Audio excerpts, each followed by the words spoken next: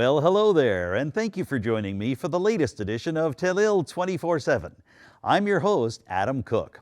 On this week's show, we'll give you an update on the drive to get upgrades at Pondville Beach Provincial Park as we speak to a member of Nova Scotia's Department of Natural Resources and Renewables about a new proposed management strategy. You're also going to see some issues that have recently come to the council tables in Richmond County and the town of Port Hawkesbury. Everything from shared funding for a local pool to the proper use of all-terrain vehicles around a former landfill site. But we begin with an update on the construction of a new roundabout for Port Hastings.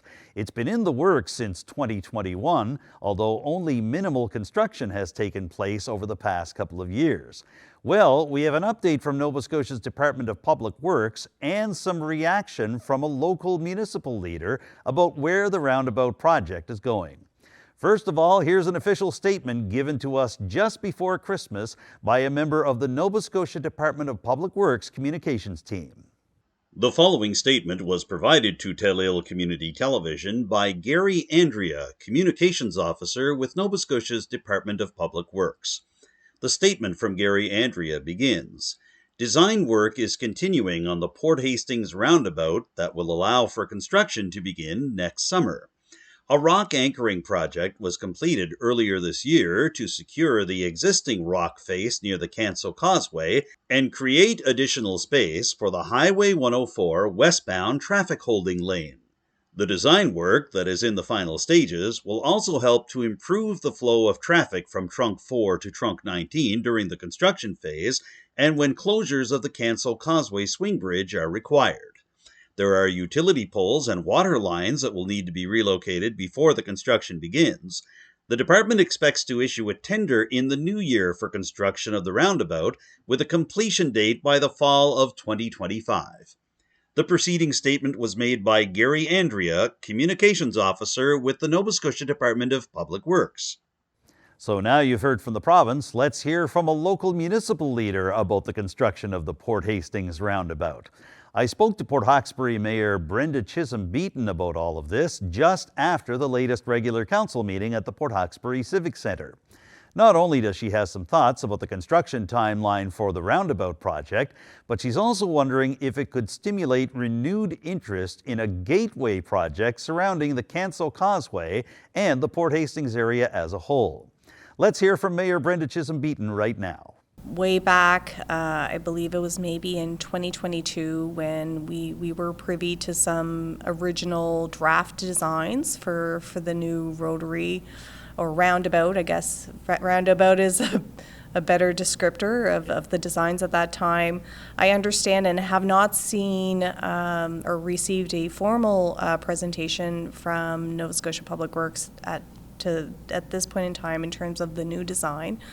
However, we are quite interested to see what that looks like, and I'm sure at a future date we would like to reach out to Nova Scotia Public Works, just to say, okay, what does that design look like? Because it's much different than what was presented to us a year and a half ago.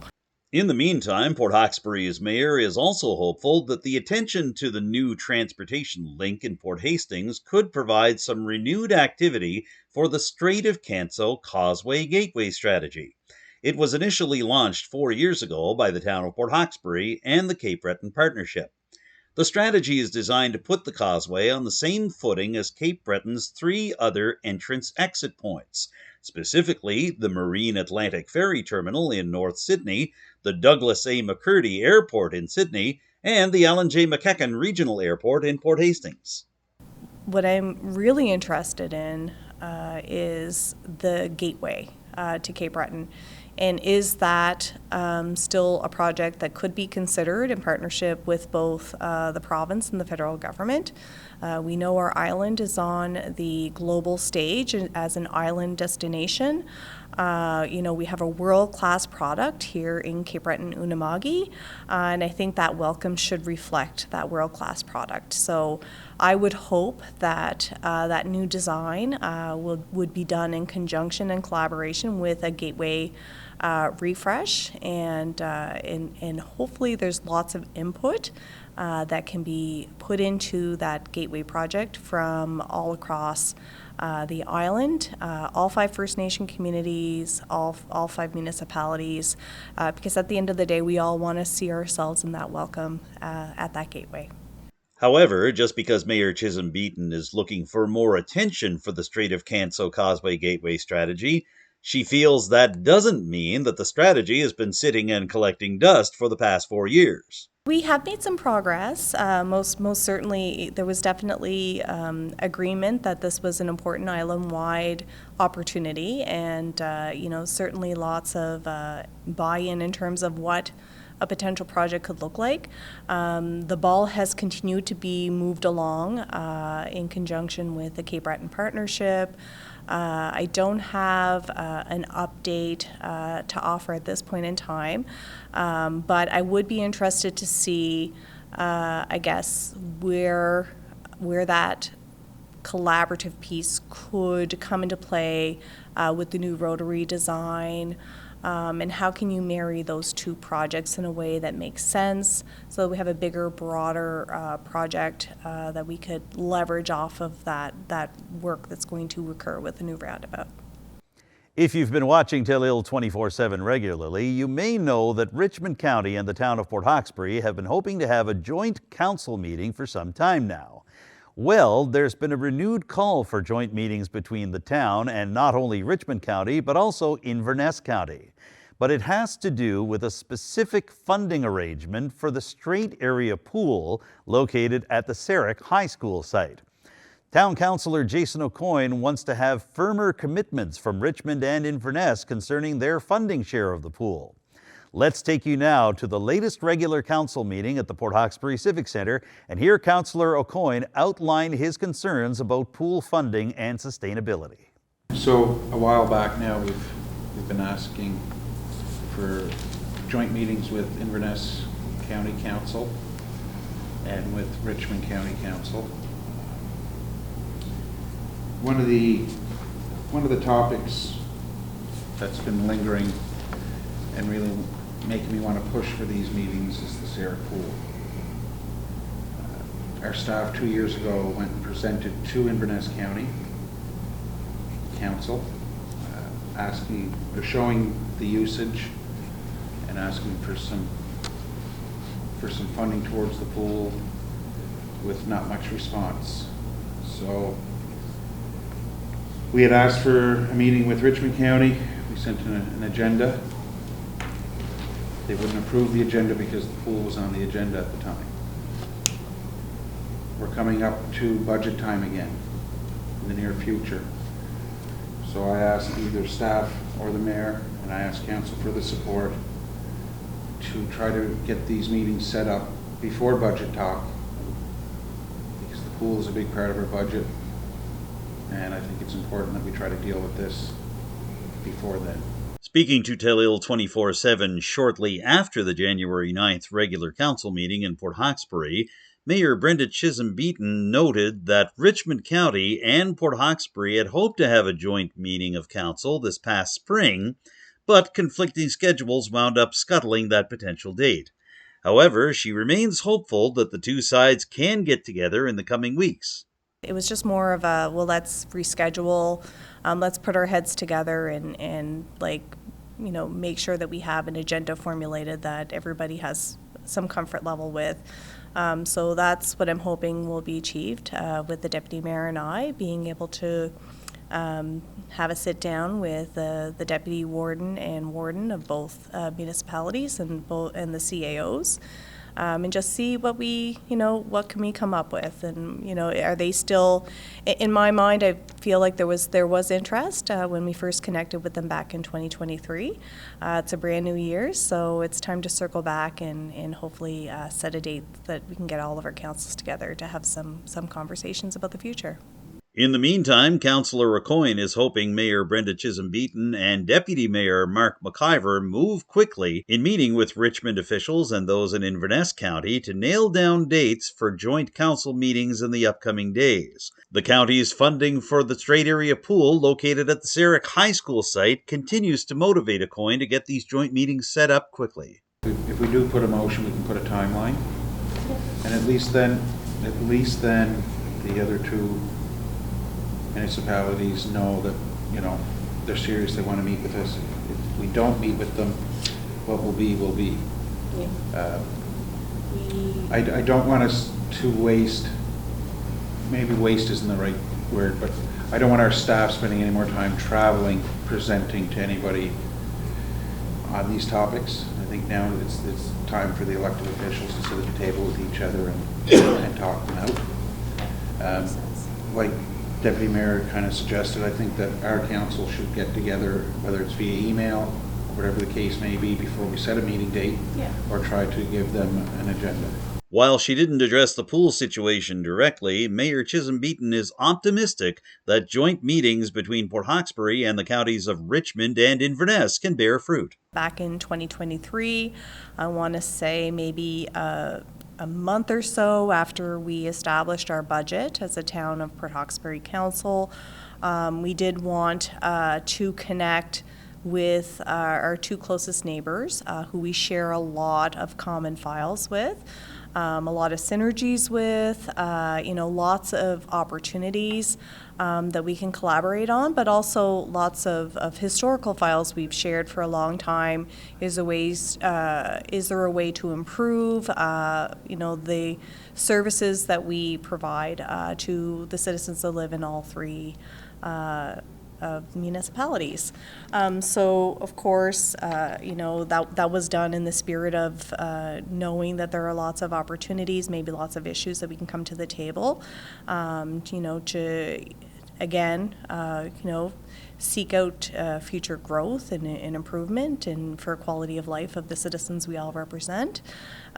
We did reach out, and I know I would say why we haven't met thus far mostly is a timing thing, because once we were able to kind of get responses back and indicate our interest to meet, the summer happened and summer recess, and then things are busy again in the fall. So we did circle back to Richmond, and according to tonight's motion, Deputy Mayor Mark McIver and myself will look to have maybe a meeting with our counterparts in both Richmond, if they're willing to meet with us, and the CAOs, and additionally as well as our counterparts in Inverness County, just to talk about, again, is there still interest in meeting with our council? Let's sit down and look at both putting forward some items for an agenda and figuring out a time to meet so that we can have, there might be some time sensitive opportunities that we would like to discuss before all of our councils kind of start diving in to our budget discussions for the upcoming year. And I think it would be advantageous and mutually beneficial to continue those open lines of communication with all three councils. I think that there's great opportunities to be had.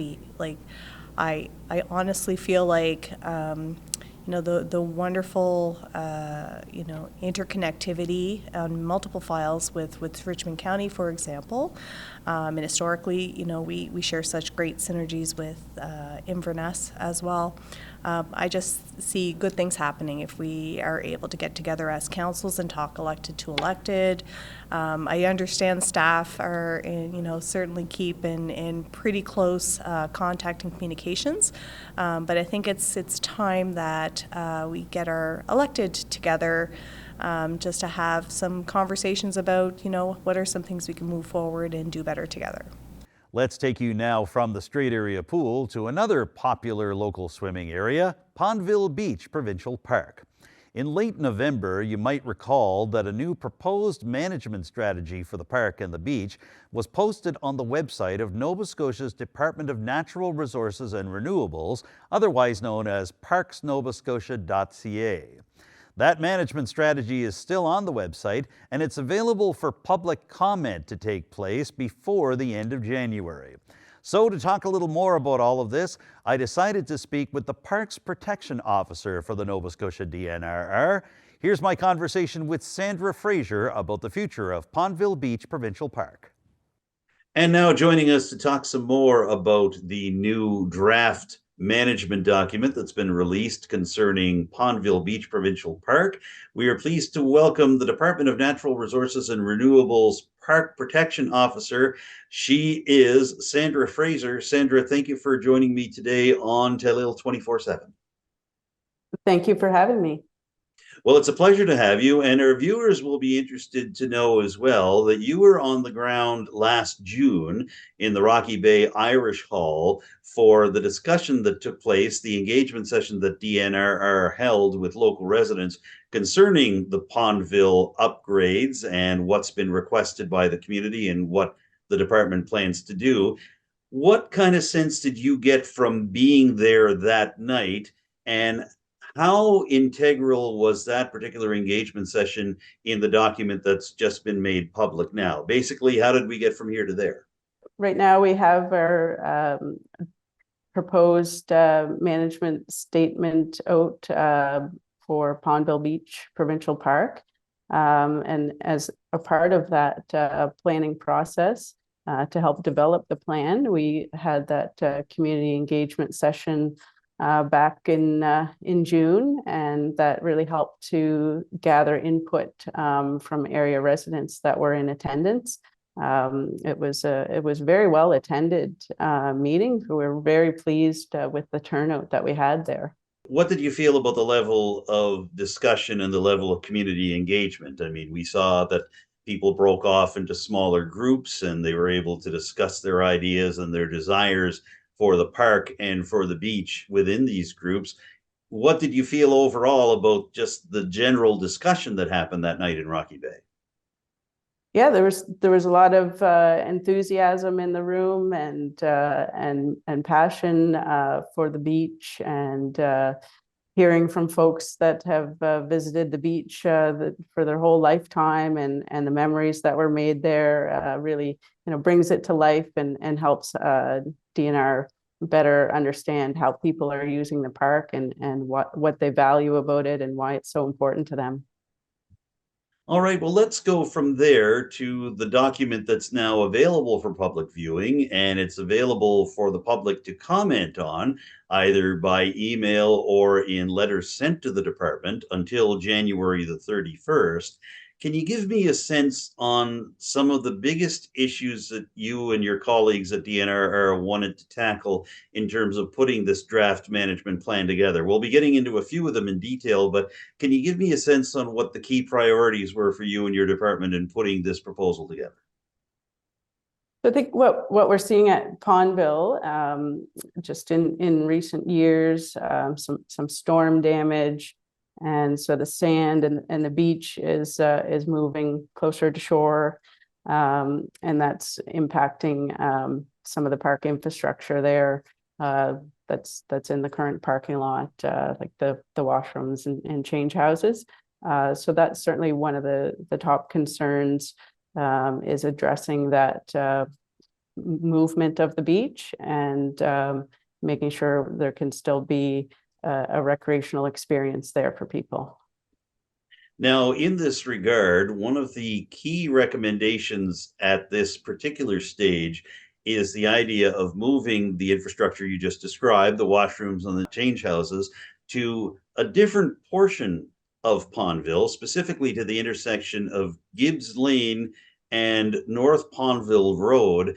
Can you give me a sense on what you folks hope to achieve by doing this, if indeed it comes to pass? What's the thinking there? Yeah, so the park boundary, there's the beach itself, and then that other portion that's more inland, as you described.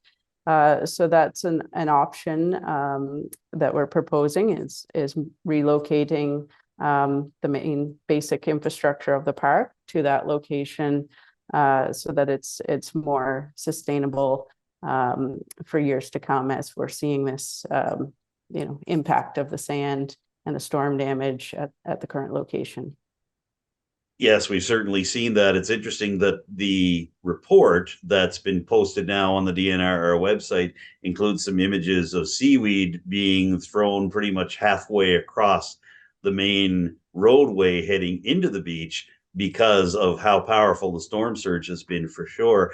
I'm just wondering, Sandra Fraser, if I could, in terms of the relocation of that infrastructure, one of the current positive notes in terms of the change houses and the washrooms is that they're pretty much right on the beach. If they're moved to the intersection of Gibbs Lane and North Pondville Road, are you folks looking at the idea of having a new lane built to provide easier access to the beach from this new location? What's the thinking there? So this is early stages. We need to be working with Public Works because the road would fall under their jurisdiction. They own the road and the bridge, but the idea is to have pedestrian access over that road from if the parking lot is moved to that new location and then to the beach. So pedestrian access over the road is what we're proposing right now. Okay. One of the reasons that this particular movement is of interest to those who use Pondville Beach and to our viewers is because of accessibility needs. And I noticed that in the document, accessibility does come up a couple of times, but I just wonder if we could talk about that angle of it from a bit. What are you and your colleagues at DNRR looking to do in terms of this new proposed management strategy to be able to make it easier for people of different abilities to be able to get to the beach and enjoy it? So as with all park projects, we look at making new or upgraded infrastructure more accessible. So any new structures like the toilets or change houses would be accessible. And then looking at hard surfaces for pathways to get over the dune to the beach. Now, I noticed that there have been some experimentation at some other provincially run beaches in Nova Scotia and even right here in Cape Breton to be able to allow those in wheelchairs to be able to go right to the water. I think of Inverness Provincial Beach for starters, but there's also been some infrastructure set up here in Richmond County at Point Michaud Provincial Beach. I just wonder, is that something that you and your colleagues are looking at for Pondville as well? Not at this time, but it's a possibility. Yeah, the having beach access mats, I think, is what you're referring to at Point Michaud. I think one of those mats was just put in this summer. So we certainly don't have those at all provincial beaches at this stage. It's more of a regional approach of looking at in different regions of the province if we can have some accessible opportunities. Okay, well, we'll move on to the condition of the wharf at Pondville Beach. And this proposed management strategy suggests that the time may not be right for wharf replacement and is instead recommending having the wharf facility capped with armor stone. And I'm just wondering, can you explain the thinking behind that proposal? What exactly do you folks hope to achieve by capping the wharf with armor stone? Yeah, so part of putting together this management statement was also getting a coastal engineering assessment of the area in Pondville, and the recommendation there with the wharf was to secure it in place, and that would to help stabilize the beach and stabilize the sand that's on the beach. So that's what we're looking to do is leave it in place, but secure it. Okay. All right. Well, we'll keep an eye on that and see what comes there.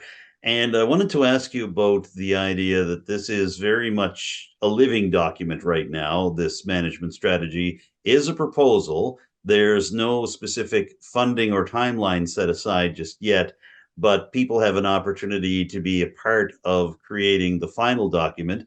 Obviously, we have a January 31st deadline approaching in that regard. Can you give us a bit of a sense on how people can get involved and what the timeline is from there in terms of developing a final strategy? Yeah, so the management statement is posted on our website, our Nova Scotia Provincial Parks website right now. And folks can go there and download it and review it, and then either send us an email or written submissions with your comments, like you said, and from now till January 31st that we're accepting written submissions for that. Okay, is there any projected timeline on when a final strategy would be put together? Essentially, can you tell us what happens after these written submissions come in? Where do we go from here? Yeah, they'll be taken into consideration for a revised document, but I don't have exact timelines on that right now. But I would say within a few months. Okay, would you folks be looking to return to the community to have a follow-up engagement session, or do you know that at this point?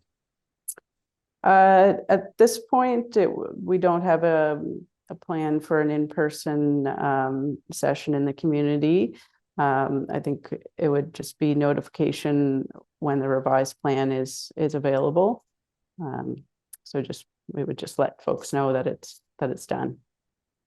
Okay, well, we'll certainly keep an eye out there. We've covered a lot of ground, Sandra Fraser, in just a few moments, as I thought we might. Did you have anything else you wanted to add about all of this just before we wrap up here? Yes, so just to add on your question in terms of next steps, like I mentioned, we do need to be working with Public Works on these plans. And then we'll have some environmental studies to be doing and engaging with the Mi'kmaq as well before breaking any ground there. Well, Sandra Fraser, we know obviously this is a project that takes much effort from your department and from many people within it, in addition to those who have been leading the way in Alma Dam. So we want to thank you for helping to bring us some details on this and giving us a little bit of a sense on what happens now. Sandra Fraser, thank you for joining me on Telile 24/7 today. Thanks for having me. Sandra Fraser is the Parks Protection Officer for Nova Scotia's Department of Natural Resources and Renewables. We've been speaking to her today via Zoom. Stay tuned for more of Telile 24/7 in just a moment. On our last episode of Telile 24/7, we spoke to officials in Port Hawkesbury and Richmond County about preparations for the municipal elections taking place this October. Well, the discussion returned to the Richmond Municipal Council table earlier this week for the Council Committee of the Whole meeting held in Arishat. Like Port Hawkesbury, Richmond County is trying to figure out whether paper ballots should be used or whether there should be a hybrid model that also allows for electronic voting. Here's how the discussion went at the Richmond Municipal Council table in Arishat. So first item is on the voting method.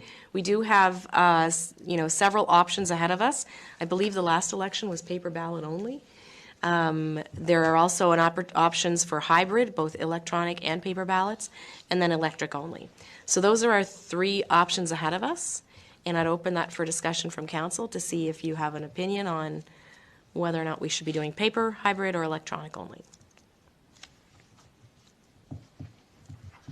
I think we've maintained for the most part a very high voter turnout, and the paper one seemed to work fine. I think I'd be more tempted to leave that as is. Thanks, Councillor Sampson. I would lean in the same direction. Like if we had a low voter turnout and we could attribute it to like accessibility or whatever, I may think differently. But I do like the idea of paper ballots as well. Yep, same here. I'd go down the road with paper voting only. Yep, and like Councillor Melanie said, when it comes to accessibility, there's always proxy votes where you can get some proxy votes signed off and whatever, right? So, yeah, I'd stick with the paper situation. Yep. Thank you. Thanks, Deputy Warden. Councillor Digdon? Yeah, I'm good with that. I guess the only question I would have is there a major cost to looking at both or giving somebody the option of both? That would be probably something we could. Thanks, Councillor Digdon. I guess that's my question as well, is we have had a relatively strong voter turnout, so that's, I think, good for Richmond County, and hopefully we'll continue that. But do you know at this point, CAO, if there's much expense to adding the electronic? There is, and we've asked, but they can't really nail down a number for us. I wanted to say it was based on the residents as well, and but they held off on giving us a number. Both the clerk and I asked to we just said, put us in the ballpark, tell us what we're looking at, just to give it a trial on hybrid, and it was between $5,000 and $10,000. $5,000 and $10,000? Yes. Sorry. Okay. So between $5,000 and $10,000 to do hybrid, yeah. Councillor? Yeah, I've been involved with other organizations that have switched completely to electronic voting, and probably 46,000 people eligible to vote. The cost is somewhere around 30 or 35,000. So I suspect that's probably a good number. Yeah, I'd be concerned with not knowing the number. Like, that's a big range. I mean, my feeling is that if we could add an electronic option, I think I would agree with council. We would definitely want to stick with the paper ballots. We have, a certain demographic here in our communities that I think appreciate having a opportunity to vote in person and on a paper ballot. However, I do know that there are sometimes students who live here but who are away during, October 19th is probably a day of the week kind of thing, right? So they're often not able to get home to vote. And I certainly heard some feedback about that. Actually, October 19th is a Saturday. There you go. The municipal elections are always a Saturday generally, but the advance polls are weekdays. Right, yeah. right. Funny how I quickly forgot that after just 3.5 years. But anyway, I had heard some feedback around students, so youth voters, kind of wanting to pursue that. Is there a way we could get a more definite number, before we would make a decision on this? And I think the way the pricing typically goes is it's not about the number of people who vote, it's about the number of people who can potentially vote. Yes. So it would be based on your population. But I agree, I am struggling to understand why you couldn't get a price, because we get, again, in that board, we approve the price because it's a quote that we get. The other thing I would be a bit concerned about the idea of having 1 foot in both way is how that looks on the voting day, because you'd need to make sure that people are not double voting. There's a whole bunch of other parts that could, and again, I know that these things happen, but I know that in that organization, we did do a hybrid vote the first year we were switching over, and it was very complicated. It ended up being a very administrative task, and that's why we then switched exclusively to electronic, right? So we were we got to do one or the other. In that situation, they had a very low turnout with the paper ballots and a much better turnout electronically. Again, I don't know that that's what would happen here, and of course, I think we need to stick with hybrid for sure, because not everybody has good service. Not everybody has a cell phone. All of the parts, we need to make it accessible.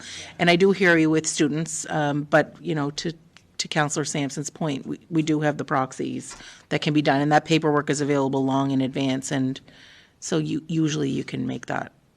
Yeah. But anyway, I agree. I think it's ridiculous that we can't get a good price on that. But I feel like we're being asked to make a decision without the full information, right? So. We do need to make a decision on this, though, by March 15th? Or is that just on the appointment of the returning officer? That's the appointment. Okay. So, I guess at this point, I'm wondering if council would like to make a motion that, that we refer the, method. Yeah, or the method back to staff. Or do you want to just, proceed with the paper ballots? If we did do hybrid or electronic voting, we would have to have an alternative voting bylaw, right? So that's another piece that would have to be referred back to policy and bylaw. So lots of work to do in a short period of time on that. Yeah, I think it sounded like the majority were okay with paper ballots, and there is other, like Councillor Sampson said, or Deputy Warden Sampson said, through proxy votes and so on and that. I think there is possibilities available for people if they want to vote, and especially considering our turnout's been relatively high. I think we don't want to overcomplicate this. Also, a great point, Councillor Sampson. I am wondering then if we could put a little bit more emphasis, and I know this will come up in our accessibility committee, about proxy voting to help people get their proxies together in advance if they have accessibility issues or if they know they're going to be away from the municipality. Maybe that's something we could make the decision on paper ballots this evening, but then also maybe ask staff to kind of work on a way to get that information more proactively out. Because I know it is out there, but a lot of folks, it just kind of passes them by. So just to make sure that we're kind of covering the bases from an accessibility perspective. Okay, so at this point then I'd entertain a motion to proceed with paper ballot only for the October 19th municipal election. Yeah. Does somebody want to make that motion? So moved. Thanks, Councillor Sampson. Could I have a seconder, please? I'll second that motion. Thanks, Deputy Warden. Any further discussion?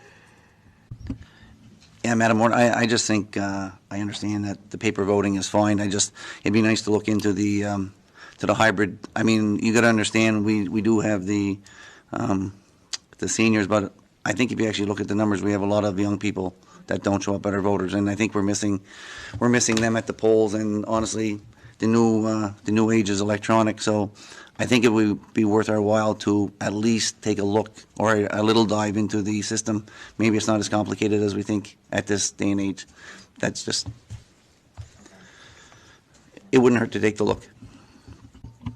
Yep, so if we could press maybe for a quote, and then at least we would have that, hopefully before our January 29th, I think it is, meeting. And then if the results of the quote change our minds, then we can adjust the motion at that time from Committee of the Whole. So if we could ask you to follow back up with that company and see what's up. And I don't know if there's more than one type of company that would provide that service, but there were two. Okay. He was at the... Yeah. Sorry, he was in Halifax at the conference. Yeah. They were set up, yep. Okay. All right. So the motion stands, but kind of with the understanding that we will get a price on the electronic. Is there any further discussion on that? Okay, all those in favor, please say aye. Aye. Those opposed? All right, that motion is carried. Well, it's that time of year again, the time when winter parking regulations are in effect in the town of Port Hawkesbury. Fines are levied for the owners of vehicles parked on public roads between the hours of 11 p.m. and 7 a.m. However, according to Port Hawkesbury Town Councillor Jason Aucoin, this system isn't going far enough, and many cars are still parked illegally on mornings when plows are out trying to clear the streets of snow and ice. So, Councillor Aucoin would like to see stricter measures taken place. Here is how the conversation unfolded at the January 9 meeting of Port Hawkesbury Town Council at the Port Hawkesbury Civic Centre's Shannon Studio. For 3 years now, I've been asking to have vehicles towed during snowstorms that are parked illegally. The past couple of years, we've been having a hard time finding a tow company that was willing to do so. I reached out to one of the tow companies who has agreed to come and do it with some documentation from either the town and or RCMP. I asked to have that documentation done over a month ago, or about a month ago. I reached out yesterday to see if it was done. The answer is no. The issues that we face here is every snowstorm I get messages or phone calls from the same resident.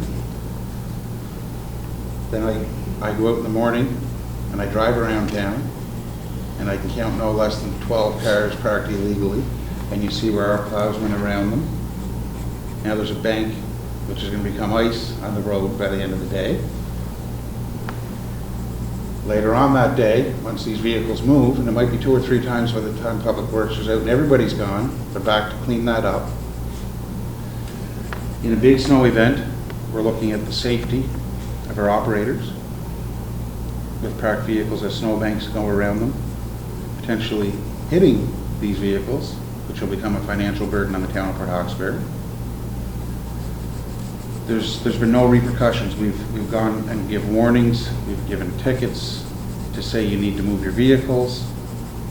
The RCMP last year went door to door with our staff, and nothing's being improved on. So I asked council, I'm going to put a motion on the table, and the motion on the table is that staff contact the tow companies and have one in place within the next 7 days with the documentation in place, and we start towing vehicles. It's enough of the warnings. People in the public are saying there's no repercussions. Why do you have a bylaw? Well, it's time to have those repercussions. We don't have a winter parking bylaw. We have a winter parking policy that we renew every year. The authority that we have is vested in the same as every other municipality, is vested in the Motor Vehicle Act. The Motor Vehicle Act is typically enforced by the RCMP or the police agency or a bylaw enforcement officer. So, the method of removing vehicles for winter parking and enforcing the Motor Vehicle Act is through the RCMP. And we have already reached out to the RCMP and discussed this, and really the discretion for enforcement of the Motor Vehicle Act lies with the RCMP and not with us at this point in time. So if we want to move that forward, put the resources in place and our ability to do that, then we have to look at some more work there. I did reach out to the tow operator that you're talking about. The RCMP doesn't have any issue with retaining tow companies. We do. So if that's not an issue for the RCMP to enforce, and they've stated very clearly that they will do that when they feel that the safety of the public is in jeopardy. But their wish is to do this by getting for people voluntarily moving their vehicles, and when they have approached homes and people who have done that, then those vehicles have been moved. So we can certainly do that. We have to abide by the law, of course. So a motion can't override the laws of the province of Nova Scotia. But yeah, and certainly we will respond to that, and I've asked for legal advice on this a number of times already, and it's not clear actually to me either what happens. But from this we'll get direct legal advice on what can occur if we're looking at sort of the large-scale execution of moving vehicles at the start of the storm, an hour after or an hour before the start of the storm, an hour afterwards, and through that storm, or between 1 o'clock in the morning and 7 o'clock in the morning. So we'll do that. I think in the near future, I'll be recommending to council that we create a bylaw to go along with the policy. So then the town has a little more of a bite to the situation. With a bylaw, we can enforce it a lot easier than a policy when it comes to parked vehicles. It's not abnormal for the RCMP to have to direct a tow company to move a vehicle because of infraction of the Motor Vehicle Act. So it is that sort of mass movement of vehicles that tow companies are reluctant to do, not something that's at the discretion of the RCMP. We spoke to the RCMP last year about this. You guys spoke to them last year at the Police Advisory Committee. And that's when they came out and started passing out the tickets with our staff and going door to door. You know, last year the RCMP did come out during storms, before, during, and after, went door to door, had conversations. For the last 2 years, our staff have been out putting out what we called a parking ticket, which was not connected anyway financially. It was just kind of a friendly reminder to say, look, winter parking's in effect, you're going against the policy, kind of, get your car off the road type of thing. So for the first 3 years on council now, we've taken a nice approach. The nice approach is not working. So now it's in my opinion, and I can only speak for myself, but as you heard here tonight, it seems like most of council, if not all, are on the same page. It's time to get a little stricter. And I do believe that, if we tow 5-6 cars, that's all we'll have to tow. People will say, okay, now the town is serious, we better start finding a spot to park. Right now, it's a policy that actually directs the traffic authority, which is me, to be able to impose these traffic restrictions. But the carrying out or the enforcement of that is now through the RCMP. So there's bylaw that has to be in place and some other. And I do apologize because we have been talking about this for 3 years, and I've gotten some different interpretation of what we can do and what we can't do. But I will clarify this. If this motion goes forward, motion goes forward or not, we'll have something back for a committee of whole. So when you reach out to RCMP, if the RCMP are willing to move forward with this, then let's get the documentation to the towing company. The papers have not been prepared or passed out yet. There was conversation, and I asked staff to prepare the documentation and get documentation signed. Learning tonight that we have to take a little step back, have some more conversation with the RCMP, which I feel is going to be a positive move. I believe the RCMP will work with us to get the result that council is looking for and that the residents of Port Hawkesbury are looking for. This is not just a council opinion or a pet peeve of council. This is what council's hearing from our residents. This is what council's hearing from our staff. And yes, it is a nuisance to have these vehicles parked, and it's not only, the extra time and money that we pay our public works. That's not what this is about. This is about the safety of our employees who are out during these storms. It's about the safety of our residents who are driving to and from work early in the morning, or going to get fuel, whatever the case may be, on the road, and having these obstacles to try to avoid during a snow event. In the end, Port Hawkesbury Councillor Jason Aucoin withdrew his original motion regarding the winter parking frustrations and instead backed the wishes of Deputy Mayor Mark McIver and fellow Town Councillor Hughie McDougall, both members of Port Hawkesbury's Police Advisory Board, who pledged to bring up this issue with RCMP members of the board when it met on January the 16th earlier this week. As well, Town Council is hoping to have an update from RCMP ready by the time Committee of the Whole for Council meets on January the 23rd.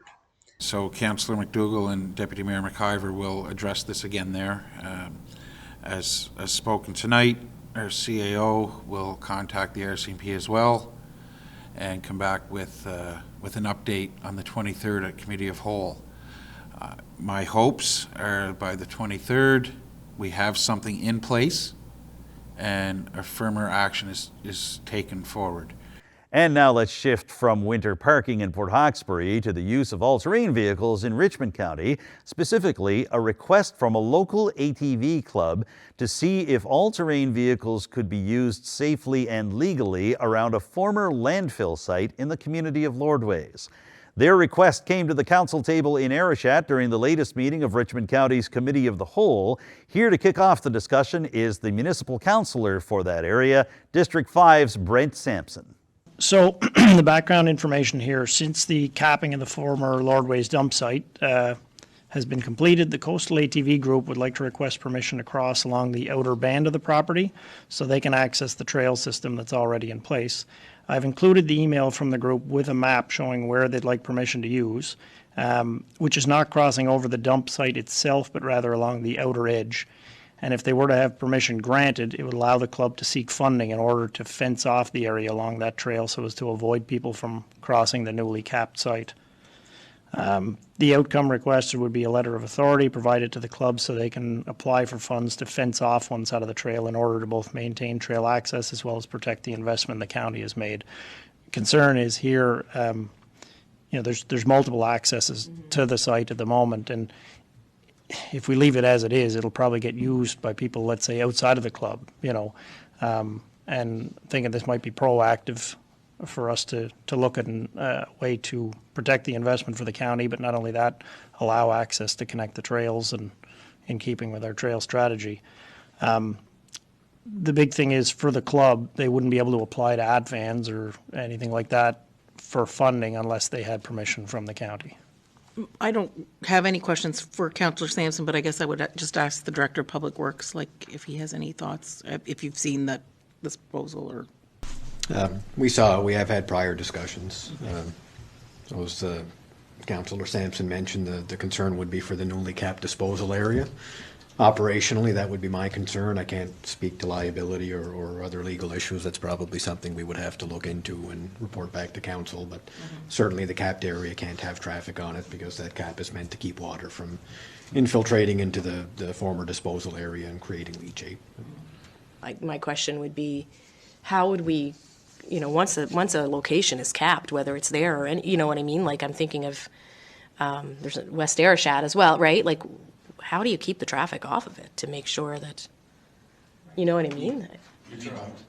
You don't. I mean, right. So maybe if we created particular paths, or particular trails, then it might help to kind of mitigate that in a way that, anyway, it's just my thought. Yeah, I don't know.